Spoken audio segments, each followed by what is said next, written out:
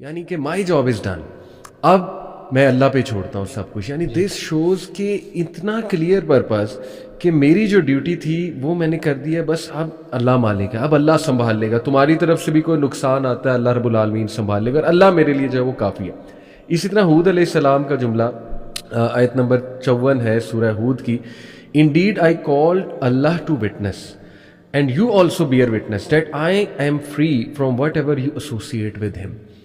یعنی وہ یہ نہیں کہہ رہے کہ میں تم لوگوں نے مجھے بڑا تنگ کیا ہے میں اللہ تعالیٰ کو شکایت لگاؤں گا، نہیں، وہ اتنا کلیئر ہے، وہ کہہ رہے ہیں کہ میں بری ہوتا ہوں، یہ جو شرک تم کر رہے ہو میں اس سے بری ہوں، میں اللہ کو بھی وٹنس رکھتا ہوں، تم لوگوں کو بھی وٹنس رکھتا ہوں کہ میں اس میں انوالو نہیں.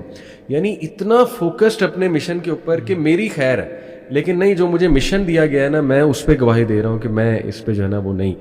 جس طرح ایک مثال میرے ذہن میں آتی ہے، آپ نے جو بڑی اچھی بات کی کہ یعنی پرپز کی کلیئرٹی ان واقعات سے کیسے ملتی ہے. آپ یوسف علیہ السلام کے کبھی جو پرزن والے واقعہ ہے نا اس پہ آپ غور کریں کہ یوسف علیہ السلام کنویں میں پھینکے گئے، بھائیوں نے بٹرے کیا، کنویں میں پھینکے گئے، پھر ایز اے غلام سولڈ کیے گئے، پھر ٹیمپٹ کیا گیا، الزام لگایا گیا، اور لیکن جب جیل میں بھیجا جا رہا ہے تو یوسف علیہ السلام جیل میں بیٹھ کے شکایتیں نہیں کرنے لگ گئے. وَدَخَلَ مَعَهُ السِّجْنَ فَتَيَانِ، جب ان کے پاس وہ دو بندے آئے جو قیدی آئے تو قیدیوں کو انہوں نے دعوت دینا شروع کر دی دین کی.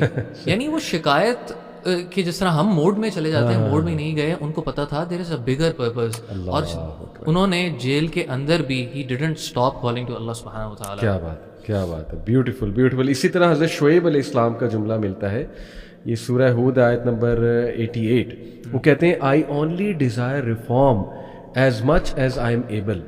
My success is only from Allah and upon him I have relied. تو توکل. اسی طرح حضرت ابراہیم علیہ السلام کا سبحان اللہ سورہ عنکبوت آیت نمبر 25 میں حضرت ابراہیم السلام کا جملہ ہے Indeed you have only taken idols besides Allah out of love for each other in this worldly life. اس طرح موسیٰ علیہ السلام کا بہت امپاورنگ جملہ ہمیں ملتا ہے سورہ شعراء میں آیت نمبر 62 میں. وہ کہتے ہیں He said never, indeed my Lord is with me, he will guide me.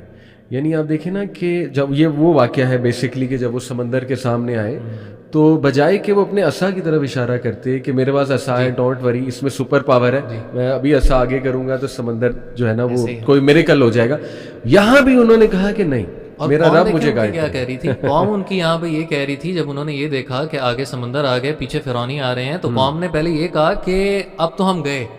تب موسیٰ علیہ السلام نے، یعنی قوم کا ریئیکشن، بنی اسرائیل کا ریئیکشن نیگیٹو تھا، پیسمسٹ ہو گئے، جبکہ موسیٰ علیہ السلام آپٹمسٹک پھر بھی تھے کہ کلا ان ربی معی سیہدین، اللہ میرے ساتھ ہے، میرا رب مجھے ہدایت دے گا، یعنی راہ بنائے گا. بالکل صحیح. اب دیکھیں coming back to the same discussion جو ہم نے کی کہ ہم دوبارہ کلیئر کر دیں کہ ایون انبیاء went through emotions like sadness, like grief, like fear. ہمیں موسیٰ علیہ السلام کی لائف میں بہت ڈائنامک ایکسپریشنز نظر آتے ہیں. یعنی یہ جو دعا ہے نا ربی انی ظلمت نفسی فاغفر لی، اس میں فیئر کا ایلیمنٹ ہے، یعنی کہ ہی واز افریڈ کہ آئی ول گیٹ کاٹ اور ہی ہیڈ ٹو رن. آپ دیکھیں یہ چھوٹا واقعہ نہیں ہے کہ آپ سے کوئی مارا گیا اور اس کے بعد آپ ایک پرنس والی زندگی چھوڑ کر، یعنی یو رین اوے اور آپ کے پاس کچھ بھی نہیں ہے. پھر یہ اس میں کتنی ڈیسپریشن ہے، ربی انی لما انزلت الی من خیر فقیر.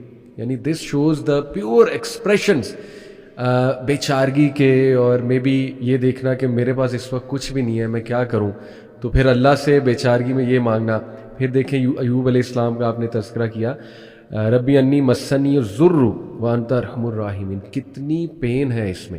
اور اللہ کہتے ہیں نا کہ اس نے تنہائی میں اللہ تعالیٰ کو پکارا جا کے، یعنی کہ کیا آہ بھری ہوگی ایوب علیہ السلام نے کہ اے میرے رب، مطلب لٹرلی یہ مطلب یہ کہ میری بس ہو گئی، تکلیف نے مجھے چھو لیا ہے، میری بس ہو چکی ہے. اسی طرح آپ دیکھیں کہ ایوب، میں نے بتایا یعقوب علیہ السلام رو رو کے ان کی آئی سائٹ لوز ہو گئی. پھر میں نے مریم علیہ السلام کا جملہ کوٹ کیا کہ انہوں نے تو یہاں تک بھی کہہ دیا، سورہ مریم میں آتا ہے نا کہ کاش میں ایگزسٹ ہی نہیں کرتی، اس سے پہلے میں مر جاتی.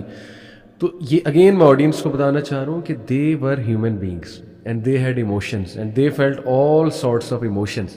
ایون نبی صلی اللہ علیہ وسلم جب طائف سے واپس آ رہے تھے تو ان کو تھوڑی سی پریشانی تھی کہ اب میں انٹر ہوں گا، تو قریش کہیں ظاہر ہے میرے ساتھ اور سخت رویہ نہ رکھے، پروٹیکشن کوئی نہیں ہے، تو پھر میرا خیال وہ جو شخص تھا جس کا جنگ بدر کے موقع پہ بھی کہا تھا مطعم بن عدی کہ اگر وہ بھی زندہ ہوتا تو میں پرزنر وار کو چھوڑ دیتا, اس شخص نے مدد کی, اللہ نے مدد بھیجی. تو بہرحال اب ہم آتے ہیں اصل بات کی طرف کہ what was that coping mechanism. تو پہلا پوائنٹ جو ہم نے ڈسکس کیا تھا کلیئرٹی آف پرپز, کہ ان کو بگر پکچر بہت کلیئر تھی, ان کو پتہ تھا دنیا میں ہم کیوں آئے ہیں, ان کو یہ پتہ تھا کہ اللہ سبحانہ و تعالیٰ کے ایٹریبیوٹس کیا ہیں, اللہ کا تعارف تھا انہیں بہت اچھا, اللہ پہ توکل تھا ان کا, ان کو یہ پتہ تھا کہ تقدیر کا کنسیپٹ کیا ہے, قدر پہ راضی ہونا ہے, اور یہ کہ ایٹ دی اینڈ وکٹری انہی کی ہے جن کے ساتھ اللہ ہے. تو یہ کلیئرٹی آف پرپز ہے. دوسری جو چیز مجھے نظر آتی ہے دیٹ واز کہ دیئر نیا was rock solid.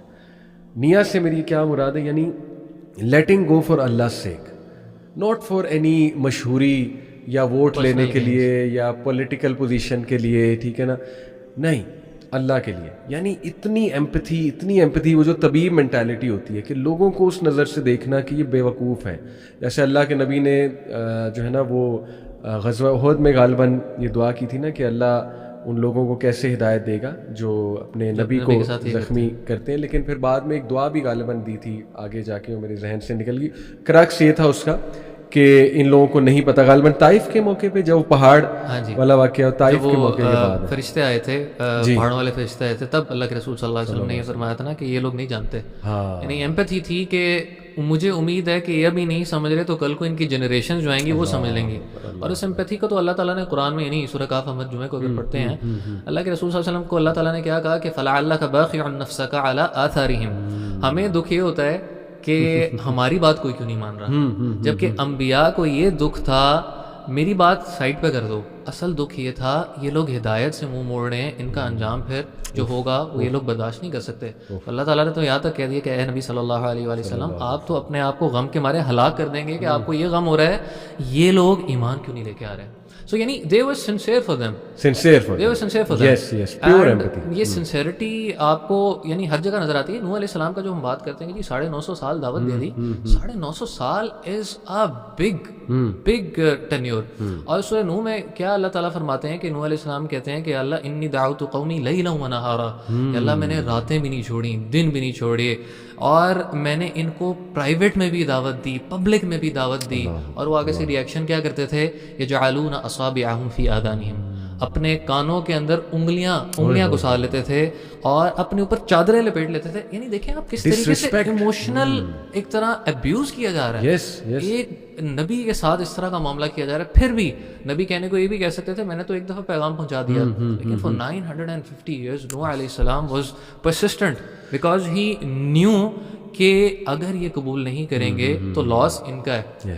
So they were sincere in what they were doing. تو ایک تو اس میں نیا میں یہ چیز نظر آتی ہے کہ لیٹنگ گو فار اللہ سے, یہ بڑی چیز سیکھنے والی ہے کوپنگ میکینزم کے لیے. دوسرا یہ ہے کہ not expecting reward from people.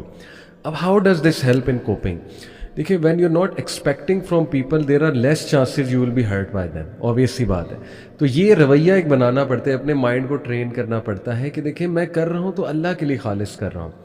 تو اس میں میں چاہتا ہوں آپ بھی تھوڑا روشنی ڈالیں کہ یہ والی نیت آپ نے اپنی لائف میں بھی دیکھا ہوگا کہ جب بھی آپ نے یہ والی نیت کی کہ اللہ کی خاطر, تو that really helps in coping with difficult things. کیا خیال ہے؟ بالکل ایسے ہی ہے. یعنی انسان کا یہ جو بیہیویئر ہے نا کہ ہم کوئی کام کرتے ہیں اور اکثر لوگ کہتے ہیں جی ہمارا دل ٹوٹ جاتا ہے کسی چیز سے, وہ ٹوٹنے کی بنیادی وجہ, پرائمری پرپز, یعنی جو وجہ نکلتی ہے وہ یہی ہوتی ہے کہ آپ کی ایکسپیکٹیشن اگلوں سے تھی, آپ کی ایکسپیکٹیشن اللہ تعالیٰ کے ساتھ نہیں تھی. یعنی آپ مثالیں اٹھا کے دیکھ لیں ہماری روزمرہ زندگی کے اندر کتنی دفعہ ایسا ہوتا ہے کہ ہم کسی بات کو دل پہ لے کے بیٹھ جاتے ہیں اور اس کی پرائمری وجہ یہ ہوتی ہے کہ ہماری ایکسپیکٹیشن اللہ تعالیٰ کے بجائے ہماری ایکسپیکٹیشن لوگوں کے ساتھ چل رہی ہوتی ہے. سو یہ اگر تھرڈ ٹیکنیک جو کہ آپ نے مینشن کی ہے کہ ایکسپیکٹنگ ریوارڈ اونلی فرام اللہ سبحانہ و تعالیٰ, تو یہ انسان کو ان مشکلات سے کوپ اپ کرنے میں بہت فائدہ دے گی. اسپیشلی علی بھائی آج کل نا ایک تو دیکھیں انڈیویجول لیول کی پریشانی ہے. میں سمجھتا ہوں ہمارے دور میں جتنا سوشلی لوگوں کو پریشانیوں کا سامنا ہے, ہر دوسرا بندہ جو آ کے پریشانی ذکر کرتا ہے اس میں کہیں نہ کہیں ٹاکسک لوگ شامل ہوتے ہیں. وہ کہتے ہیں جی ہم ان فلاں ٹاکسک لوگوں کے ساتھ کیا ڈیل کریں. دیکھیں ہمارا کام ہے ان لوگوں کے ساتھ اپنے بیسٹ رویے کے ساتھ پیش آنا. اب دیکھیں یوسف علیہ السلام کی اگر آپ دیکھیں کہ یوسف علیہ السلام اگر چاہتے, جب بھائی ان کے مصر آتے ہیں, تو یوسف علیہ السلام چاہتے تو اپنی پاور سے فائدہ اٹھا کر ان کو کہہ دیتے کہ میرے پاس نہ آؤ, کوئی یعنی غلہ نہیں ملے گا, کیونکہ وہاں پہ قحط سالی تھی, بالکل بدلہ لینے کا وہ لے سکتے تھے, لیکن ان کو پتا تھا یہ آزمائش آئی, میں نے اللہ کی خاطر برداشت کی. He was able to let it go because he did it for the sake of Allah subhanahu wa ta'ala.